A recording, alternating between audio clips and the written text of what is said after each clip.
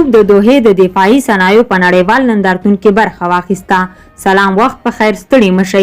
د طالبانو حکومت خبر ورکړی چې د دوی د دفاع سرپرست وزیر مولوي محمد یعقوب مجاهد او ورسره پلاوي د دوحې د دفاعي صنایعو له نړیوال نندارتون لیدنه کړې.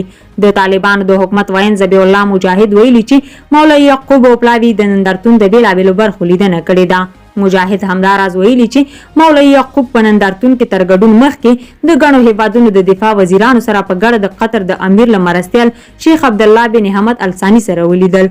قطر د طالبانو له ملاتړو هیوادونو بلل کیږي او د لویدیځ او طالبانو ترمنځ د روابط رول لوبوي.